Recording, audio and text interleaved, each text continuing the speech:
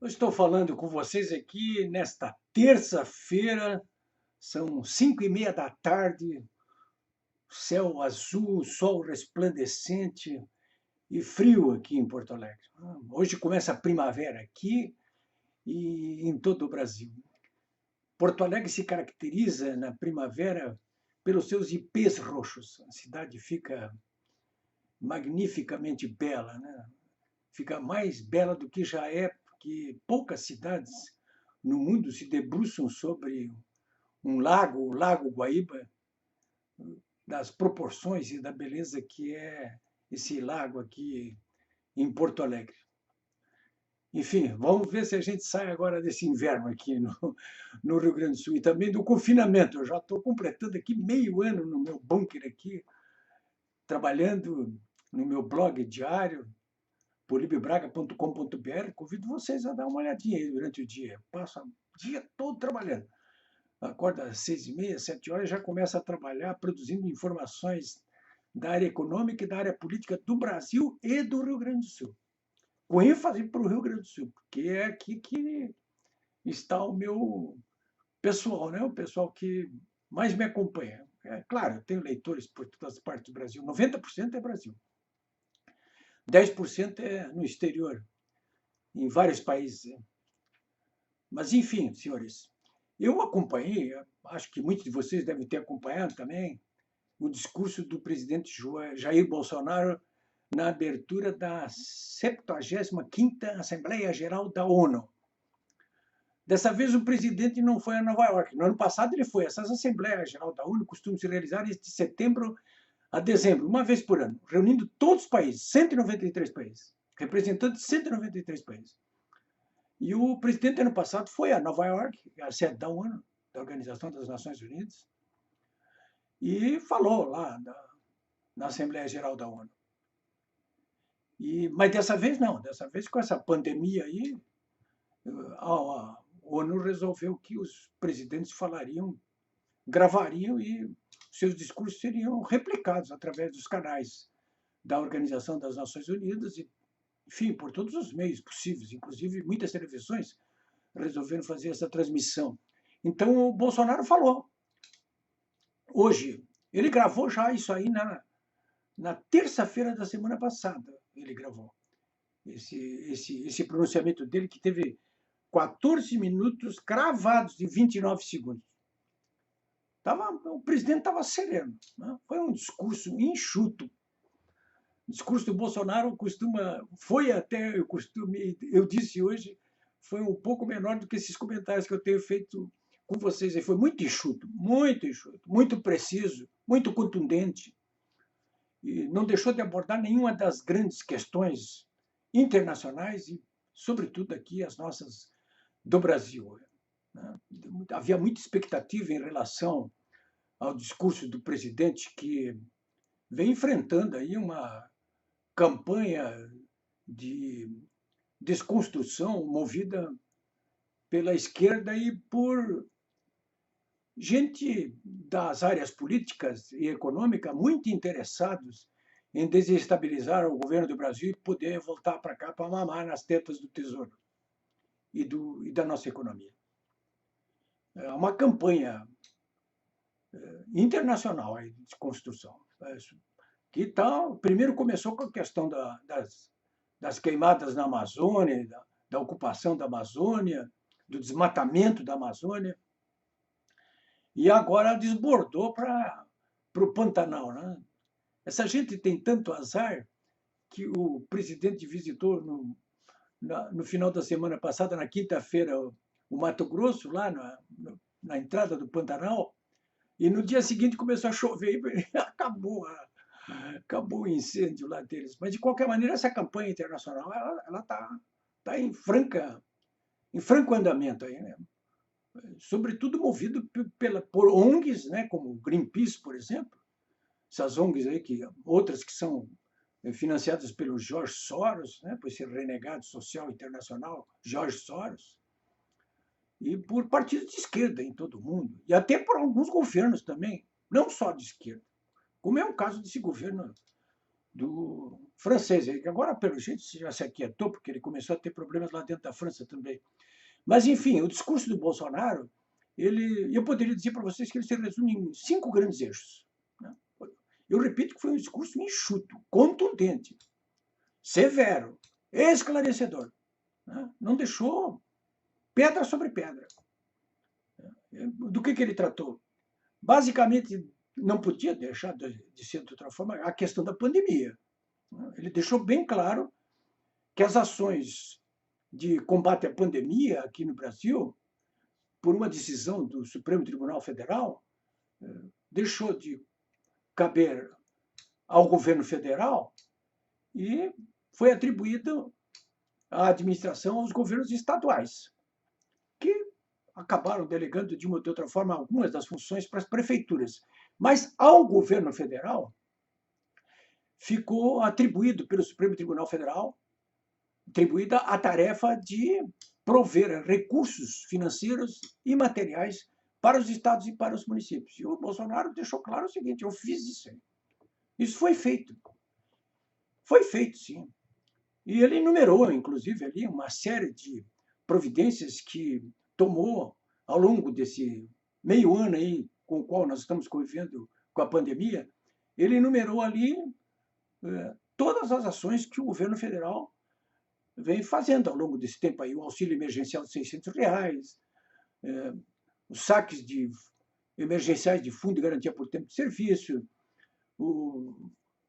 a possibilidade de empresas afastarem empregados temporariamente com cobertura financeira por parte do governo federal, o alcance de recursos bilionários para os estados enfrentarem as suas quedas de arrecadação, o apoio através de empréstimos beneficiados para as empresas sobreviverem. Enfim, deixou bem claro que o governo federal, o governo Bolsonaro, agiu sempre, inclusive a tempo, para exatamente tentar conciliar o combate à saúde, portanto, a necessidade de salvar vidas, com a saúde econômica. Só, mas não fez porque a tarefa, inclusive, da administração da crise de pandemia acabou nas mãos dos governos estaduais e prefeitos, que são os grandes responsáveis, inclusive, por problemas que nós já começamos a ter aí em relação à economia, sobretudo ao desemprego. Mas foi isso que ele tratou lá. E enumerou, claro, passou números também na Assembleia Geral da ONU, no seu discurso. Primeiro grande eixo foi esse aí. O outro grande eixo que me parece do discurso dele foi a questão essa do desmatamento e da ocupação da Amazônia.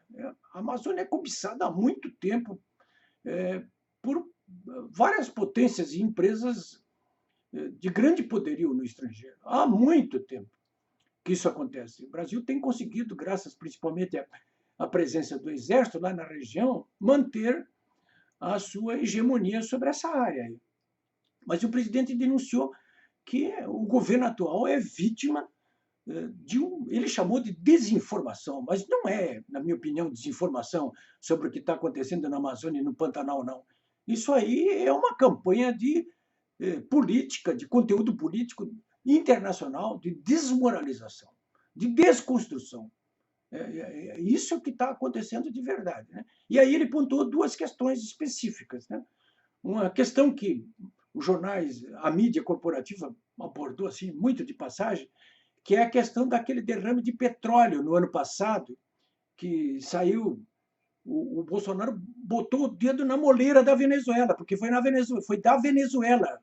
Aquele petróleo que veio todo, que atravessou lá por cima das Guianas e que veio aqui para o litoral do Nordeste brasileiro, aquilo foi de ação do governo narcocomunista da Venezuela. Ele deixou isso bem claro, né? Bom, em relação à própria Venezuela, ele também falou sobre os esforços que o Brasil tem feito desde que milhares de venezuelanos, na maior diáspora contemporânea da América do Sul, fogem do governo narcocomunista da Venezuela. Né? Ele citou um dado, inclusive, de que só no Brasil, até desconhecia isso, que só o Brasil já recolheu 400 mil irmãos nossos da Venezuela, que abrigou, né? E com a assistência do governo do Brasil, e nada daquele espetáculo degradante que a gente vê frequentemente no mundo árabe, lá da ONU dando proteção naquelas tendas infectas, muitas vezes, né, de refugiados árabes. Nada disso, nada daquela correria que tem na Europa de refugiados passando fome no meio da rua. Nada disso aconteceu, está acontecendo no Brasil, né? Então, essa é a outra questão. Então, esse é um outro grande eixo, né? Aliás, na área internacional, ele também saudou os esforços dos Estados Unidos aí na costura de acordos entre Israel e países do mundo árabe, inclusive dos Emirados, né? Foi isso aí. E, por último, na questão interna aqui do Brasil, o presidente citou as reformas que está implementando, aí, a reforma da Previdência, que o seu governo conseguiu tirar do Congresso Nacional, a reforma tributária que está em curso no Congresso Nacional e a reforma administrativa que também está em curso no Congresso Nacional. E, por último, a questão da tecnologia 5G, que vai mudar o modo de viver e de trabalhar de toda a humanidade. 5G vem essa revolução tecnológica que é incomparavelmente maior do que qualquer outra revolução tecnológica que aconteceu até agora, inclusive mais até do que o advento do próprio computador. Vocês vão ver isso aí, né? Há uma disputa tremenda aí para se saber quem é que vai conseguir vender aqui para o Brasil, vender aqui para o Brasil e operar aqui no Brasil essa tecnologia, né? Os chineses já estão aí há mil trabalhando para que a tecnologia da 5G passe a ser executada no Brasil por uma empresa estatal chinesa mista, né? Privada e estatal, a Huawei. Nos Estados Unidos, o Donald Trump já disse que lá não entra, né? Esse pessoal aí dessas empresas todas, chinesas têm sempre o dedo do governo comunista chinês e do Partido Comunista Chinês. E funciona como longa-manos dos comunistas da China, longa-manos. A Huawei é apontada como uma espiã. E o Bolsonaro já disse, olha, por mim aqui no Brasil não vai entrar. Se for pelo Bolsonaro, eu sei que não vai deixar. E eu acho que não tem que deixar entrar mesmo essa Huawei aqui no Brasil. Ela está operando aqui no Brasil, mas não com 5G, porque não está nem aqui ainda, né? Mas, enfim, isso aí é que foi, então, o discurso do Bolsonaro. Logo depois dele, falou o presidente Donald Trump, né? Ele focou praticamente em três questões principais aí. Duas delas de caráter internacional e uma doméstica. Tem eleição nos Estados Unidos, claro que ele tratou da questão das eleições nos Estados Unidos. A primeira questão que nos diz respeito, inclusive, é a questão da China. Ele tocou num ponto que eu já falei, inclusive, aqui para vocês outras vezes, vocês estão cansados de saber disso aí, é o papel que a China jogou em relação a essa disseminação do vírus chinês, essa pandemia que se espalhou no mundo. A responsabilidade do governo comunista chinês nisso aí, porque começou lá, eles foram imprudentes, entre aspas, porque podiam ter, inclusive, informado o restante do mundo de que aquela pandemia tinha começado, eles não fizeram isso, e com isso propiciaram, inclusive, que o vírus se espalhasse para todo mundo, colocando todo o mundo, todos os países em xeque, e na situação, inclusive, que o Brasil se encontra aqui, passados 6 meses, desde o primeiro caso, que foi no dia 26 de fevereiro deste ano. Aí. Então, ele denunciou isso aí. A China, ele responsabilizou a China por isso aí, claramente. Né? Por enquanto está no discurso, na retórica, mas eu tenho para mim de que a China, em algum momento, vai ter que ser chamada às falas, aí, porque ela é responsável por essa pandemia que está acontecendo no mundo todo aí. Então, a primeira questão que ele tratou foi essa. A outra, eu já falei para vocês aqui, é o papel que os Estados Unidos está exercendo ali no sentido de promover a aproximação entre o governo de Israel e os países árabes. Aliás, o Bolsonaro, no seu discurso, saudou essa ação dos Estados Unidos e essa aproximação, porque o Brasil ele quer bem a Israel, como quer bem também a todo o mundo árabe, né? Tem interesse em que haja ali uma conciliação e uma paz, portanto, no Oriente Médio. Por último, claro, o Trump tratou da questão interna lá dos Estados Unidos, sempre com ênfase na questão da pandemia. Claro, os críticos, tanto do Bolsonaro quanto do Trump, hoje, já logo depois dos discursos de ambos na Assembleia Geral da ONU, começaram a largar as patas em cima dos dois, né? Com críticas ferozes ao discurso do Bolsonaro, sobre essas coisas todas sobre a Amazônia, sobre o combate à pandemia, né? Não se esperava outra coisa. Mas a minha avaliação é de que o discurso do presidente repercutiu enormemente bem. Eu não tenho a menor dúvida disso. Foi um discurso, eu vou dizer aqui para vocês, aqui, ó, não estou exagerando. Na minha opinião, foi o melhor discurso do Bolsonaro até agora. Foi um discurso, eu posso dizer para vocês com toda a garantia, um discurso de estadista. O discurso do Bolsonaro na 75ª Assembleia Geral da ONU foi um discurso de estadista, que honra o Brasil. Aliás, o Brasil, sempre nas aberturas das Assembleias Gerais da ONU, que vão de setembro a dezembro, é sempre o primeiro a falar. Ele sempre está em primeiro lugar. Ele sempre abre a Assembleia Geral da ONU. E foi o que o Bolsonaro fez novamente. Ora, quem é o primeiro a falar, pelo menos em assembleias como essa, que conta com 195 países, cada um com seus oradores, quem fala primeiro ali, ele impõe as regras, é o que mais aparece, inclusive. Brasil, depois vem os Estados Unidos, falou o Trump, né? O Brasil está sempre falando em primeiro lugar por uma circunstância histórica muito própria, né? A Organização das Nações Unidas, ela foi criada em 1946, logo depois da Segunda Guerra Mundial, como uma maneira que os países encontraram de tentar resolver os seus litígios numa conversação, portanto, no âmbito da Organização das Nações Unidas. E as primeiras duas Assembleias Gerais da ONU, que ocorreram no mesmo ano, em 1947, elas foram ambas presididas por um brasileiro, senhores. Por um gaúcho, pelo ministro das Relações Exteriores do Getúlio Vargas, que foi também seu ministro da Fazenda, um gaúcho aqui do Alegrete, Oswaldo Aranha. O Oswaldo Aranha presidiu as duas primeiras Assembleias Gerais da ONU em 1947. E é o que se explica, portanto, o fato de o Brasil sempre ser o primeiro a falar nas aberturas da Assembleia Geral da ONU. Então, vocês podem ter certeza, assim, concluindo esse comentário que eu queria fazer hoje aqui para vocês, que nós hoje tivemos um discurso de um estadista, do nosso presidente Jair Messias Bolsonaro. É isso aí, senhores. Sintam-se honrados.